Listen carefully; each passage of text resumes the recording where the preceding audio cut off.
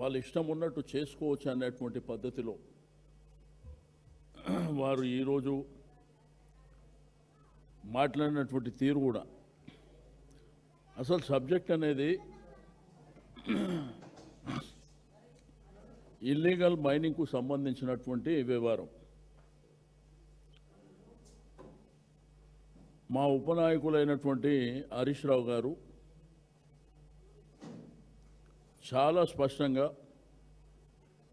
పద్దులపైన demands పైన మాట్లాడేటప్పుడు అఫీషియల్గా గవర్నమెంట్ రికార్డులను ఆధారం బేస్ చేసుకొని ఇల్లీగల్ మైనింగ్ జరుగుతుందనేది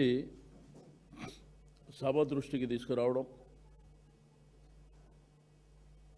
దాని మీద రకరకాలుగా మంత్రులు అంటే ఎవరికి ఇష్టం ఉందో వాళ్ళు మాట్లాడేశారు. కన్సర్న్ మినిస్టర్ గారేమో నాకు తెలియదే అన్నాడు. అసలు ఈ ఇష్యూ నా నోటీస్కు రాలేదనే విధంగా వారు మాట్లాడినారు. అల్టిమేట్గా ముఖ్యమంత్రి గారు సిబిసిఐడి విచారణ అన్నారు. ఈ నిన్నటిది రాఘవ అనేటువంటిది కాకుండా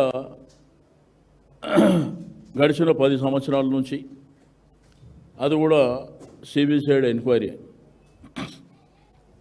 మేమల్లా డిమాండ్ చేసింది సభా సంఘం వేయాలి, హౌస్ కమిటీ వేయాలని. దాన్ని నిన్న బుల్డోజ్ చేసి తప్పించుకునేటువంటి ప్రయత్నం జరిగితే అదే అంశాన్ని ఈరోజు కూడా మేము మొదటి నుంచి అసెంబ్లీ ప్రారంభించినప్పటి నుంచి మేము మా డిమాండ్ని స్పష్టంగా చెప్పినాం.